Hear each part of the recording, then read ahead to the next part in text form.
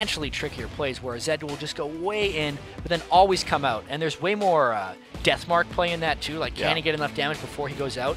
Because surprisingly, Zeds almost always opt to go back nowadays, which makes it kind of more exciting for me to watch. Do the early burst, see if you can shield it up in time and survive. 3 bans coming through here. Elise banned as well away by Determined. So a lot of these high priority sort of top picks still banned away here. No one's really doing target bans. They're all the default bans. The Kazakhs ban as well. I like that one. That's a West Rice and a Broken Shard ban. Olaf maybe for Broken Shard in the jungle.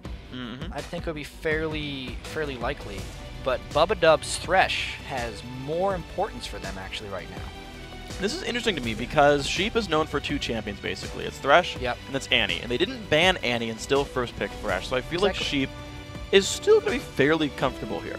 Maybe they're banking on those Annie nerfs to slow it down. It's going to hurt it a bit. Yeah, a little bit. Probably not too much. Annie Caitlyn is pretty potent lane. Stun traps. Yeah. You could do stun traps with Jinx too if they wanted to. Fabi, probably Kate. Yeah. If we look at the things he's played recently. Yeah, in this tournament, a lot of Caitlyn. Actually, kind of similar for Robert. These guys have really been... I feel like Kate's like shown back up. It used to be like, okay, Sivir, Jinx, and Lucian over and over again, and then people were like, I mean, okay, some of it's the nurse, but like Caitlyn just came right back up. Of course. Caitlyn always seems to just come right back up. Yeah. People are so much about laning and just being able to siege turrets. And Caitlyn can always do that. So Caitlyn will never go away. I almost feel like she'll never go away unless her attack speed gets completely destroyed or if her range is decreased. And I don't think either of those things are going to happen. Probably almost definitely not the range. That's like the hallmark of what Caitlyn is. And generally speaking, when we like nerf and buff champions, we keep what's distinct about them. Absolutely. I don't think we'll ever see a 550 range Caitlyn. That'd be strange, right? That'd be the silly. She's got like this giant gun and just like shoots right in front of her. Yeah. Unlikely. Vi and Caitlyn picked up on the case here for Curse Academy. These guys grabbing up one of the high priority junglers still left. Lee Sin, though, still on the table. You're going for Olaf. Broken Shard's Lee Sin is actually really good, though. Yeah. And he definitely favors picking that a lot. As you can see, he's played Vi by Shyvana. Shyvana's banned. Vi's taken. What's he going to do? Lee Sin. Well, and his Gragas and his Kazakhs both banned. Those are his top 2 played in solo queue as well. And so he's like, he's kind of going down like the chain of things he likes to play. But somebody's getting targeted pretty hard here. Yeah. And his name is Broken Shard. Lee Sin! And the Ziggs. And the Ziggs for Prawley. Yeah, there we go. Lock in. Yeah. Oh, interesting. You might like this one. Oh. You know how Prawley picks Ziggs? Yeah. He types GG and picks the only champion available. Yes. Yeah. Oh, please, Curse Academy, please do this. I mean, the thing is, I don't think we actually see all these champions together. The Scion mid I could see regardless for Jaximus. Yeah. And I think he knew he'd be playing it coming into this one. I feel like Scion mid, wouldn't that be like a disaster against Ziggs? Ziggs could just blow through his shield like as the stun is traveling towards him with the Q and blind shield? Maybe. That's definitely a possibility. The reason I like the hover over Tryndamere, though it's not likely, is because Curse Academy used to run a comp where they ran no AD carry, and Fabi would play Tryndamere, and they'd have 2 fighters running around. They would do that. Unfortunately, they already have an AD carry. Yeah. Those bastards. Scumbag Fabi not playing Tryndamere. It'd be like a Nidalee, like a Fiddlesticks as well, and they'd run those 2 mid lane, and then they just run 2 side laners. Just destroy people. Well, so it's Zed after all. Yep. So Zed versus Ziggs here in the mid lane. Keeping the letters similar at the very least. Annie Sport is going to come through here for Sheep. And Curse Academy putting together, honestly, a fairly comfortable lineup for these guys. Yeah, Curse Academy looking pretty strong. Very AD focused thus far. Yeah. I wonder if they're going to get anything interesting with their top laner. Mundo's left unbanned, same with Renekton, so plenty of options to get a little bit of magic damage in when they decide to pick Rux's top laner. Ooh, interestingly enough, even though they played Zed mid a fair bit, Rux also used to play a lot of Zed top lane. Oh, nice. So there's an outside chance that we could see a hyper-aggressive composition from them. We'll see if it comes back around. Pulling kind of an old Nick Wu. Yeah. Gonna go back to Spring. Spring, right? Only play ninjas. Yep, only play ninjas. Worked pretty well for him, unfortunately. And then he didn't even play Kali, so he was like, only play some of the ninjas. Oh, Only play only the ones male that are ninjas. Related by some type of family murder. Okay. Yeah. I was gonna go by gender, just because he ditched a Kali. And Kennen? He didn't? I want to say he played Kennen. I feel like everyone played Kennen in the beginning of Season 3. We never talked about that. They were always just like, Nick Wu and his ninjas. And His like, 2. Zed and Shen. Yeah. You just look for things. Okay, well, here we go. Renekton for the top lane here for West Rice. So pretty full team comp here for the tournament. I gotta say, Late game looks sketchy for these guys, but a lot of early power. For Determined. I feel like. Yeah, I think so too, actually. But they have a lot of lane presence. Yes. A lot of lane presence. And if we look at the way, I'm actually just going to make a really terrible comparison here. Complexity played when they had Prawley. They were very good at capitalizing off of early advantages. And whenever Prawley joins a team, he brings a lot of his own personality to that team. So I'd like to think that Determined is going to be playing a very fast, aggressive style. Well, it's going to be fun to see if they can do that. Of course, these are very high-skilled players. 3 of them already made Challengers so far this season. 2 seconds to go. I mean, Season 3, right? Rumble was plenty popular, so was Renekton. Why the heck not go back to the old style right here? In fact, yeah, aside from the fact that Annie showed back up, these guys are running, I feel like, champions that you would see these guys all playing 6 months ago. Yeah, throwback time. Yeah. I like the Rumble in the top lane for Rux, although Rumble never done that well against Renekton. Renekton definitely bullies him a bit. He can probably survive. There's a chance we might get some lane swapping and watch Determined really try and pick on Rux's Rumble and try and take him out of the game. If not, though, Curse Academy is going to rely very heavily on Sheep's Annie to lock people down in team fights. Running Zed Rumble brings very low amounts of crowd control into your solo lanes and puts a lot of reliance on the jungle and the support to make plays for them. Well, thankfully they did bring crowd control, support in jungle. And kind of a random thought, you were talking about lane swap. Something dawned on me earlier today. So Renekton is like the, and we keep bringing this up, Renekton's the big lane bully. You bring him, he wins most 1v1s. And usually falls off late. I feel like, this is a random guess, when you fight a Renekton, you look to lane swap because then you kind of nullify that advantage. Or is he just such a good 1v2 that it's actually fine, he goes well no matter what? I think there's an element to neutralizing him into a 1v2 because his 1v2 is average to good. I think if you're going to get crushed by him, you could try to do it. Okay. But I don't think that's a big enough distinction just because we see so much... I'm trying to figure this out. The people who would lose to Renekton are generally also going to be bad in 1v2s. Okay. So, dodging that entirely. Here we go, on to the Rift. Determined in blue, Curse Academy in red. Let's see where everybody goes. Top lane, so far. Yeah. For Determined Gaming. They might try some sneaky moves here, even though we don't see it often, Freak. Thresh and Annie are very potent in invading. Right now, Curse Academy is trying to set up. They're going to be going for Rux here. What they'd want to do is they want to get in the lane, they want to come up to that wall that just got blacked out, and hook him over the wall, and have everyone else fly in. What? Bubba Dub probably going to spot him right here. Goes for the hook and lands it. Here comes the Team West Rice. Will he go for the stun with Renekton? So far not. Still the chase forward. He really could have flashed W'd. I feel like they could have gotten the kill if he did. Maybe. But they forced Rux away with a flash. Well, it's interesting because Rux kind of flashed right after the mini stun from the hook. I think it was worth the flash. I think a flash W wouldn't have gotten him in range. Okay. I'm surprised they didn't try to. I'm surprised they didn't try to throw the hook over the wall. Yeah. I think they kind of ran into Rux while they were trying to invade red buff and just kind of made the best of that situation. And actually, I'm kind of thinking in retrospect anyway, with First Blood only being worth, what, like 280 gold roughly?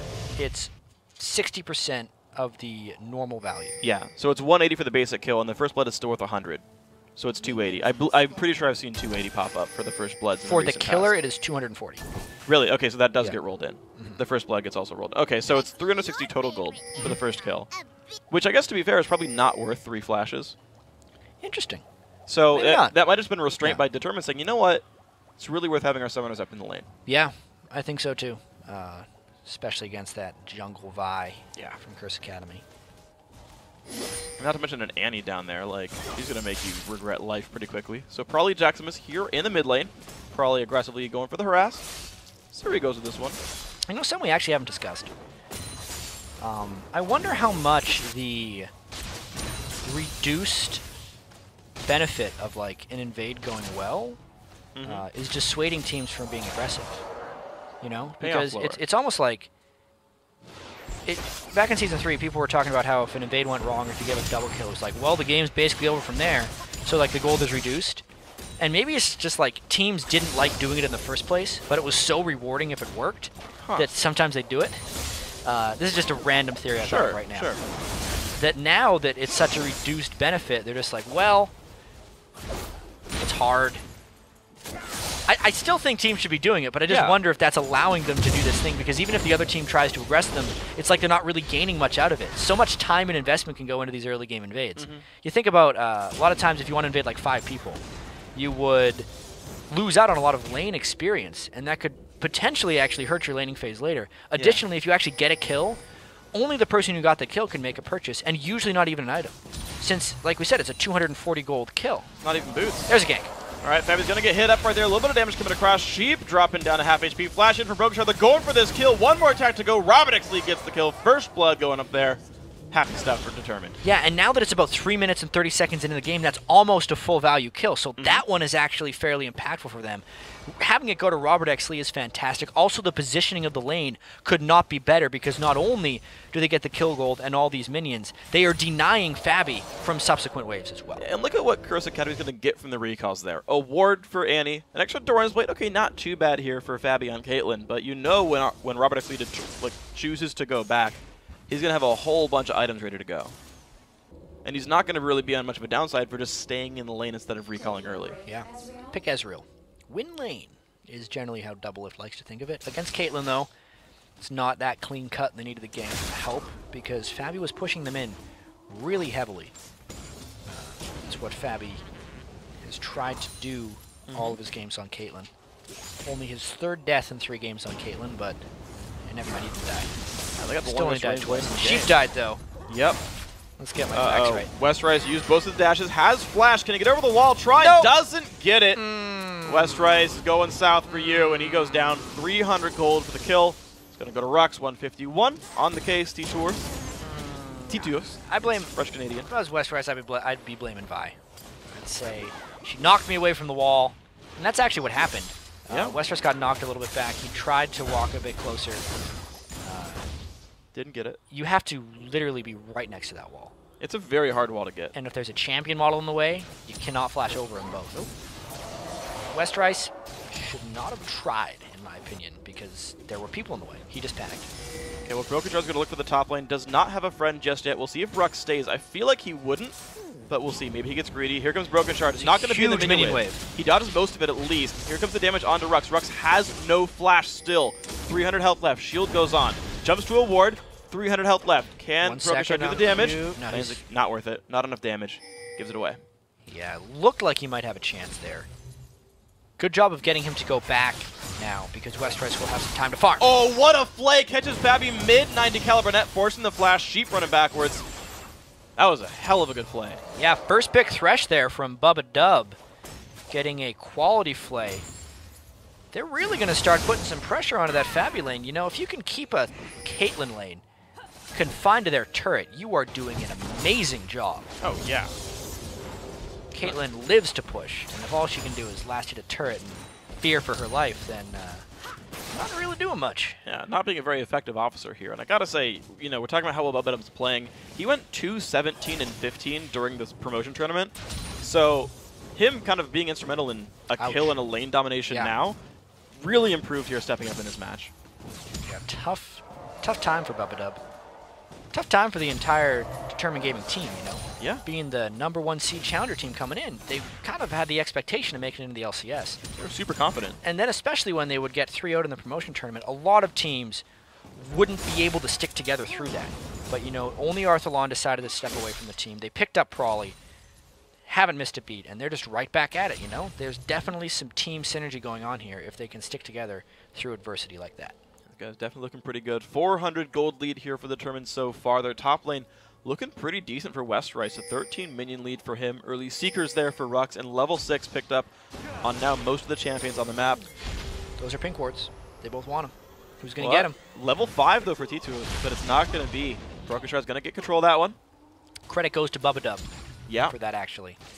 He had rotated down from the lane, and it meant T2ers did not want to fight Brokenshard. We got to fight again, though, in the bottom lane. 5-5 versus 5-4. Small lead here for Determined. Close one there. Sheep dodges that one. He was also taking turret shots. That would not have been a good hook to land. You wouldn't want to follow that one up. No. Unlikely. There's not even a flash available, so. All right. This guy's safe so far. Only 8 minions separating the AD carries. The buffs respawning now 7.5 minutes in. T2 is French for Little Bear, I believe, if Twitter's to believe. Do you want to call him Little Bear instead? T2 is kind of hard to say. Sure. Yeah, it's going to get way too confusing. Yeah, I got corrected on. I know we're supposed to just like agree on everything, but that well, no, I agree with you on this one. I got corrected actually yesterday for calling Cloud9 Eclipse's AD carry. If I get it right, you guys were calling him Hjarnan. Fabevin. No, that's mid laner. Oh. Hjarnan is how we call the AD carry, but it was, I think it's Yernan. Wow. Is a little bit, so no H at all, completely silent H. By the way, J we got correctly. If any player in the Coke Challenger Series wants us to pronounce a name, feel completely free to tell us how to pronounce a name. We have no qualms about it. Yeah. But a lot of these players actually don't care. You'll be like, tell me how. Oh, they're going to get it. Ooh, close. T2 almost got a kill. Yeah, seriously. With the ward on top of that. Super worth it. Yeah, because Cloud9 Eclipse also has another guy. You were calling him Fabevin. I always called him Febevin. Oh. Yeah. Oh. Huh. I can see that. Didn't even think about it. That's why I thought that's what you were talking about. Oh, no. Yeah, I know. butchered something even worse. Cloud9 Eclipse. Eclipse is easy enough to say. All their names are in their like home languages. Yeah. Their top laner's in Romanian. So I first said Odoamna, and then someone was like, no, it's Odoamna. I was like, okay. And then I did that, and someone was like, no, it's Odomna. Like, freaking A. So I don't even know anymore. This is tough. Thankfully, these are all like American players aside from Broken Shard. North America at the very least. So a lot easier to pronounce them all.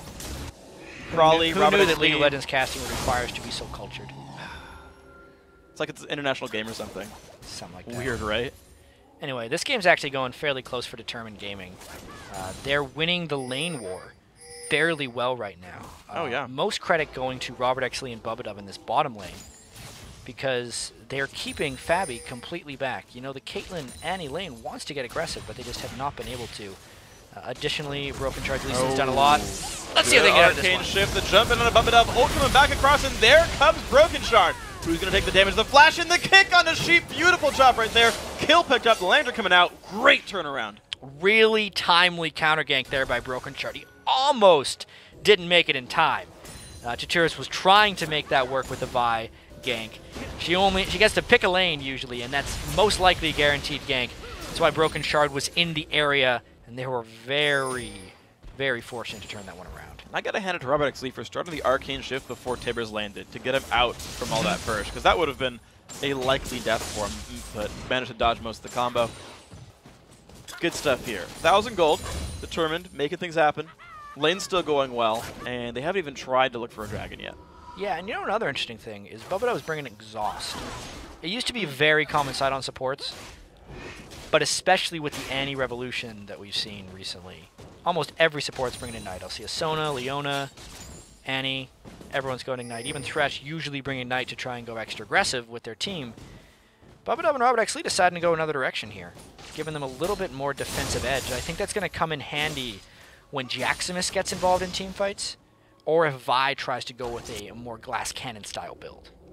We'll see what they go with this one. Looks like the makings of... This is weird because I feel like it's the makings of Phage, but also of Ancient Golem, but also of Elder Lizard here.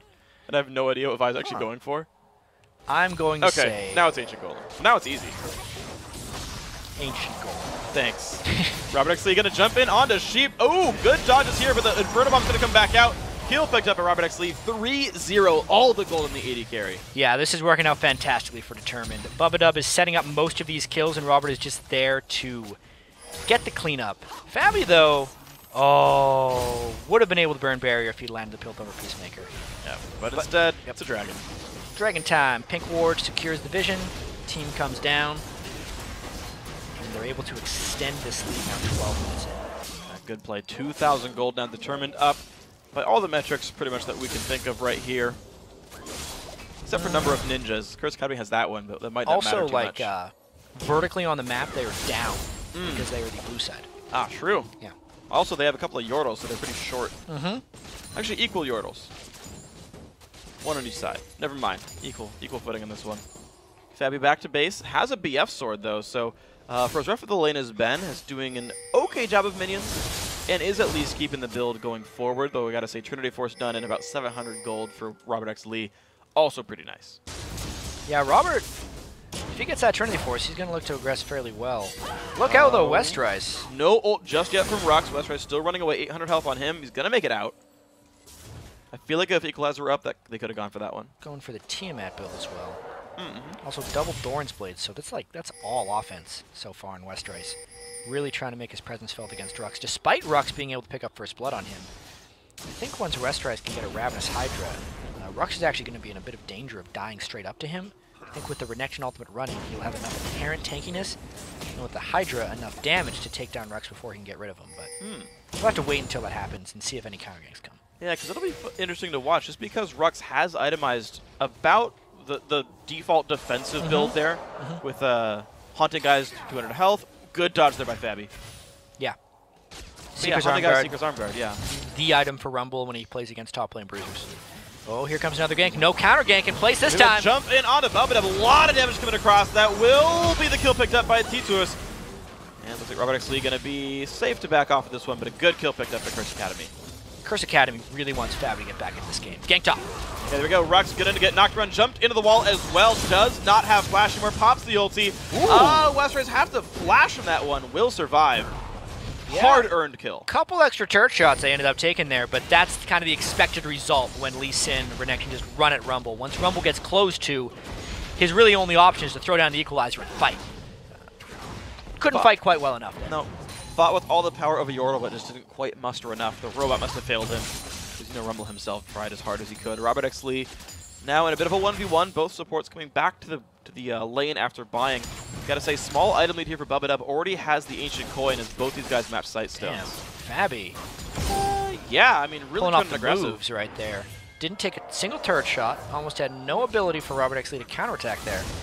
He gets out scot-free, so that was nice moves right there by Fabi. Yeah, good play overall by the players. Certainly very skilled individuals. Only 4-2 in kills. It is a very close game, but we're starting to see turrets fall a little bit.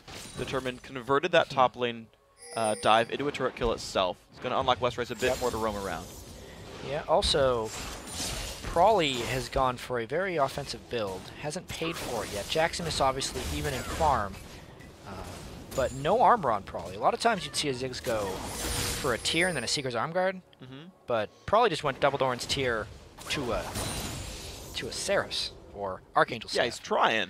He's going to make it to Seraph's eventually. But really, that means Prawley is all-out offense, all-out farm and push, and he has avoided being aggressed on by Jaximus. It's pretty impressive. And also no CDR either. Like, normally we see this build and it's like, oh yeah, but they'll go Morella and Namakan. That's not even the case yet for Prawley. Sometimes, yeah.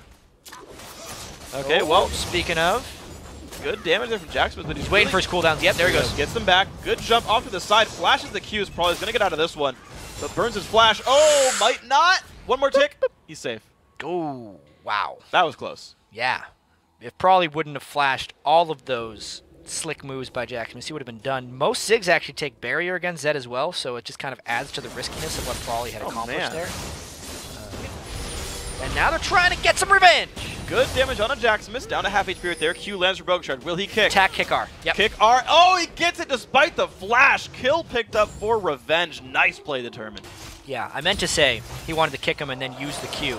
Yeah. That's the common Lee Sin execute move is you land one part of your Q, then you kick them, and then you get more execute damage out of your resonating strike once they're already in the air. But he needed to get a few auto attacks in there because he was trying to calculate his damage so he'd be able to finish him off. And he does it just right. That was a nice kill by Broken Shard. That was incredibly close. That last auto that was flashed was the required little bit extra. So good stuff here, Broken Shard, on a pretty comfortable champion in Lee Sin. I got to say, in terms of getting a good jungler in there, I think they played champ select well on that one. Broken Shard's been part of every single kill for the tournament. Lots of early game impact for him, and they're looking for even more. He's going to find one here. What is going to go for Sheep? No ulti available. No, the flame back from Bubba will slow down Fabi. Sheep's going to go down first. Kiva's going to drop down alongside that one. Fabi's still on the chase. Q's going to land. Robert X. Lee on a rampage double kill in this lane. And all of the kills are going to Robert X. Lee. He is going to be so threatening when this comes into the mid and late game team fights. Especially, let's take another look at this one. Broken Shard did a really good job of keeping the slows onto people. Bubba got the edge of that play and just the edge of the box. But then you can see Broken Shard thinking ahead of the fight. He wasn't worried about kill securing. He was just making sure that nobody got away. Very well played right here. 7-2 now. Determined really turning this game on right here. They did get that second, that outer turret there on the bottom lane down for their troubles before. So these tower dives are starting to get turned into turret destructions. Ooh, so they can keep moving forward. Prawley's going to probably go Death Cap next as well. Going to see a Blade of the Ruin King finished by Robert X. Lee soon. A lot of extremely offensive items coming out from Determined. But for now, it's all about this dragon. And since they've killed the top turret, Rux went up to clear that. If they go quickly, they're going to be able to get it mostly uncontested. But if they wait too long, it would run the risk of giving up some of this lead. Yeah. They have about a 6,000 gold lead here. The only way they give this up is if they all sit on top of an equalizer for a long time. This is like the one way that I think Curse Academy could come back, and they're not even going to go for it. Yeah, they're not close enough at all. Ult's going to come across, bump it up. Not shielding in time, but doesn't matter. 190 gold, 194 specifically per person for that dragon pickup. So slightly worth more than the Season 3 dragon. We've now crested that point at about 18 minutes in. Yep. I know it's based on champion level, but for what it's worth, about 18 minutes is when dragon starts to be worth what it used to be in Season 3. Did you know? Did you know? Yeah, Yes. there you go. Freak knows. Apparently I do. I found out just now. I didn't know that before, but I figured this one out. Interesting. Here we go, guys. Sheep, only level 8. Poor guy. Kind of low down in this lane. 0-4-1, really not a great performance. It seems like the steal away from Thresh might have been helpful as well, putting Sheep on something slightly less comfortable. Yeah, Bubba pick was pretty good. It's interesting, though, because Sheep, Annie has played it in the past couple games. Thresh is probably usually banned against him, though. Yeah. Right now, let's see if they can take down Westeros. He is an offensive Renekton. He used both jumps. There's the flash over the wall. Ooh, Equalizer comes across, not doing enough. I feel like that was late, but he wasn't in range yet. Yeah, Rux doing his best to try and get something back. You can see Curse Academy's really struggling to try and get back in this one, trying to get any kill they could possibly get their hands on. This type of gold lead this early is dangerous. Broken Shard. Wow, really looking for damage across there. Sheep down to 200 HP, but not getting chased out. Ulti comes in. Flash is not enough. The edge of it picked up there by Prawley. 1-0-1. Yeah, probably farming up a Storm and just enough support, but it's really Broken Shard who's going around and making these plays. The push continues by Determined up the mid lane. All 3 outer turrets now dead. Determined looking for tier 2 mid, and no one is really there to defend it. It's a 5 versus 2 right here. And they're just not doing much for this one. Make that a 4 versus 2. I take that back. We're not going to the top lane. But this turret, 3 hits from dead right there. 1, 2, and 3. Robert X. Lee picks that turret up, and they just poking people down.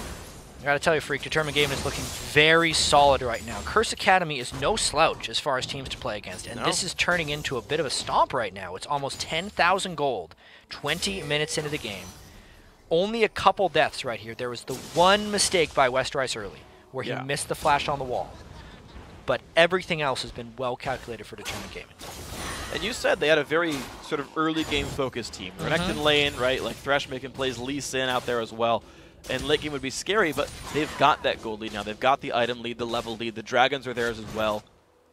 Determined capitalized off their early game quite nicely here. And good plays all around by their individuals. So, Curse Academy, yeah, they got to get something on. We haven't seen Jack Smith do anything by himself with Zed. No Rux, no Leanders or anything. I haven't seen him buy a new item in a while, even. Yeah, they're a little bit gold starved. Once they lose control of their outer turrets, they lose control of their jungle, they lose control of the dragon. They can't safely farm in too many lanes. You can see Jackson is feeling great about this lane because he's not going to get free farm for much longer. He's going to have to go respond to some push elsewhere. It's tricky stuff right now. 5-0 on Robert X. Lee. He's going to have a lot of gold sitting right there. He has got to be way up on the rest of the game. I'd say 1,000 or 2,000 gold right now. Yeah. Ahead of everyone else in the game. So Robert X. Lee really looking to put some pressure on. Yeah, scary guy. Double buff Ezreal. Pretty much, I think, my favorite AD carry for double buffs as well. Oh, yeah. You can throw infinite Qs and they all slow. Yep. It's just so glorious. It's like blue Ezreal, but just with buffs. But with more damage. With more damage. Yay. Trinity Force and Ruin King. And more speed, because you get blue speed from Trinity Force. It's awesome. And when you land a Q, you get even more. I like that when you kill something, you get movement speed regardless of how you killed it. So like if you ult across the map and like last hit a Wraith or something, you're like a little bit faster. Boost to speed. Yeah. And so you can get some of that during the fights. Tell me something more about Trinity Force. I feel like you like talking about it, so. Better than you expect on Lucian's ultimate because it has an AP and an attack speed ratio. So awesome. Even though Triforce only has 30... most of the numbers on Trinity Force start with 3. Ooh, interesting, yeah. 30 damage, 30 AP, 30 attack speed. How much does it cost? 3,000. 3,803. Yeah. Wow, that was exact. Yeah. Good work. Which is 500 plus 300. The upgrade cost is also 3 gold, right? Upgrade cost 3 gold. 3 major components. Yes. And there's so much synergy within the Trinity Force itself. yeah. And you know there's 3 blades on it, and then the hammer is kind of behind from the phage. All right. It's like a pinwheel. This has been discussed before. Trinity Force is actually a pinwheel, and it's held up by the phage in the back. Nicely told. I didn't know many of those things, actually. Yeah, there you Now go. I do. I have a row in my custom recommended items. It's just 6 Trinity Forces. I've seen that before, actually. It's cute. I usually buy like the 3rd one. I don't usually buy more than one in a game. Sometimes I do. I should hope not. If we're about to win, I'll recall and tell my team to close the game, but after 10 seconds, and then sell and right-click them all in sequence. Oh, dear. I almost never get more than 3. I feel like Curse Academy could use a couple Trinity Forces right now. They're just too far behind on gold. Oh, man. They can't defend this turret realistically. There's too much siege coming out from Determined Gaming. Everyone on Curse Academy is they're just behind in items right now. Jaximus, he would love to have a Last Whisper right now, but even if he goes for Prawley at this point, Prawley's been able to pick up his Zanyas. I don't think he can finish off anyone else. He'd have to contend with the exhaustive Bubba even if he found his way onto a squishy target like Ezreal. Lowering his damage, not making his life happy. The jump in, Brokenshard's going to find a slow, I think just barely onto Rux. They're not going to find much for it. The team just sweeping away minions. Robert X. Lee solo split pushing. I feel like of all people to fight Jaximus, I wouldn't choose the AD carry. Unless they really think he can outplay him. Yeah. Maybe he can, to be fair. I think you could take him out. Robert X. Lee's got to be sitting on a ton of gold. He hasn't bought in forever. Yeah. 3,000. So he's actually not much stronger than Zed at the moment until he shops. Yeah. He's being a little greed boy right now. He's got to go buy some items. He could He buy get Last Road King Whisper and QSS. straight up. I think Last Whisper, Yeah. he'll want it just so he can finish off Vi and Rumble if he gets doped up. Like dived on. Yeah. But for now, I guess they're just clearing out all the objectives. Keeping himself on the map. He's going to shop after this. Most likely. Or Jump is over he the gonna- wall. There's the recall. All right, Robert X. Lee going to shop with the 3,500 gold. But I'm going to say Ruin King, and then he's going to work on his Last Whisper. Okay. I think maybe QSS just because he can finish the item, and I think he can't finish Last Whisper yet. Darn. Okay. Yes. Pickaxe. Yes. Okay. That's where it is. All right. I've seen a trust few this team. Ezreals in my day. Yeah. It just feels like this is one of the games where you're so far ahead, you can skip a damage item and still be ahead. True. And so you, like, ensure the game by not getting one shot by Zed. Yeah, as nice as QSS is against Zed, I actually feel like GA is just easier and better in a lot of situations. Especially since he's against Rumble as well, you know? Well, equal stats against Rumble, aside from the revive. They're both Correct. 45. Actually, QSS is 5 more MR than Correct, GA. yeah. So better against Rumble, True. I guess. We'll GA see. is better against Vi and Caitlyn True. because of the armor. Yeah, I don't think you can QSS the channel on Caitlyn Ultimate. No, you cannot. Okay. It's much like a Nautilus ult. You cannot QSS that either. Okay. It's just lets you know it's going for you, Yeah, but it's not really tracking a it's a diva. forewarning. Yeah. FYI, you're going to die. There's giant sirens coming. And Vi will dive you soon. Oh, Broken Shard. Nope. Good smite there by Little Bear, the jungler of Curse Academy. Ironically, they do have Reverse Annie on their team. So they have 2 Little Bears. All right. Cute. I'm thinking Curse Academy is trapped. Determined is waiting to find a moment where they can take over here. I think Baron should be where Determined Gaming tries to make their next play.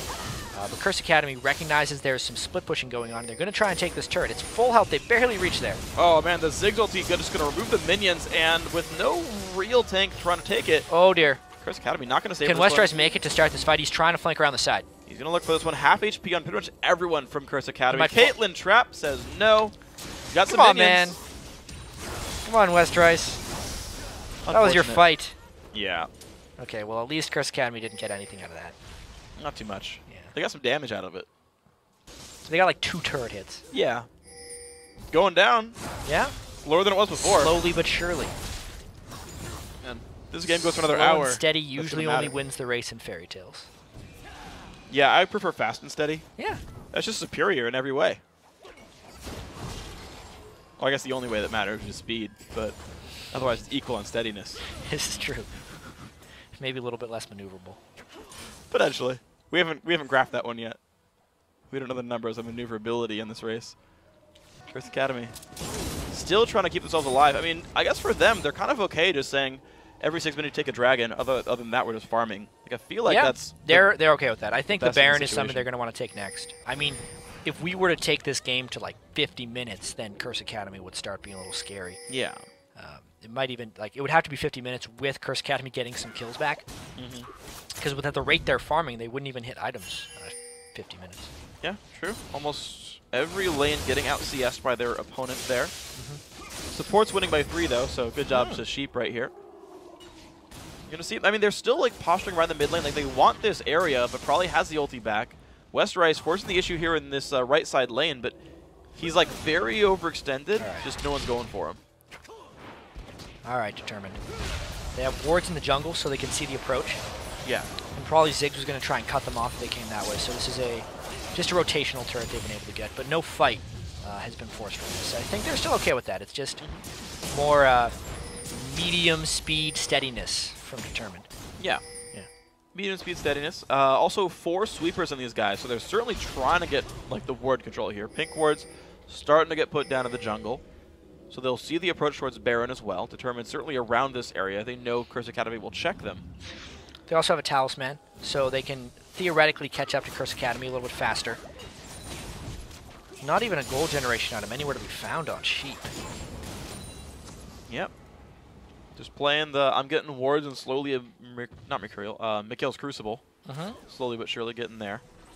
Boots mobility, not distortion boots though. Right on the Baron. That's a little bit bold. I'm expecting them to peel for a fight. There's the ult in from Rux and land on a couple of these ones. A lot of damage on. Oh man, the Baron gets picked up by Renekton. There we go. Fight starts. Double kills so far for Determined. The jump in on Robert X Lee trying to get away. Will he survive the death mark? He will do so. It's going to be a 3-for-1 battle. Sheep gonna go down. One left is going to be Fabby. The jump in. Broken Shard lands the Q. Hits a trap. He's not close enough to activate it. Oh, well, Fabby gets out. Oh, man. That would have been the ace. Yep. But still, what? That was a really overly aggressive call by Determined Gaming. That came down to a smite race between Broken Shard and Vi, and it was not even a jungler who secured that Baron. They both smited early. Yeah. They both smited and Renekton got it. You know what? Smiting early is at least you got your smite off. Yeah. The worst feeling is when Baron gets stolen when you haven't used your smite. But still, holy crap, man, that was a little bit over aggro. Determined Gaming, of course, in even more control of the game now because they won the fight, got the Baron. That's it. There we go. 30-minute, 20-second surrender. Determined 12-3 in kills, not even giving up a turret. And 6-0-3 on Robert X Lee on Ezreal. Yeah. He got real snowballed early game. Yeah. He gets the score. I think Bubba Dub and Broken Shard get the credit. Yeah. Robert X Lee didn't do anything too spectacularly on Ezreal there. No. I mean, he mechanically played fine. fine. Well. Yeah. But the rest of the team really brought him in on that one. That was a very decisive win by Determined, I'd have to say. Curse Academy needs to almost completely rethink whatever it is they're doing. Yeah, they got really behind every single lane. The ganks came in really well from Broken Shard Didn't seem overall. like their picks were that bad. No, their comp looked okay. Yeah, I think next game they go more early game because you got to start from square one. Just get things under control and then worry about later. Yeah, and they just kind of got out-rotated, which is a big one. And then, of course, snowball the mid-game lead.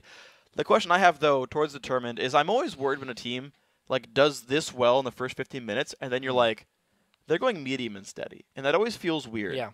Like, I feel like in most cases, to me, that feels like they're not sure how to close games out, and they had to, like, rush the Baron and, like, miss the Smite War and then have, like, a really close fight. Weird. Like, that's always scary for me when I see those. I agree. That was not a very controlled finish. No. It Definitely worked. a little bit scattered. Need a little bit more strategy from them there. They had a very, everything up until that Baron, I think, was going fine. They just, once they had that positioning, like, actually killing the Baron was... Very scary. Yep. Chance for a comeback. We've seen teams like throw away Baron just to get the kills and push the base, and sometimes that works. They did make the fight. They did win it. Worked out overall for the tournament. Yes, sir. So we're going to have another game, guys.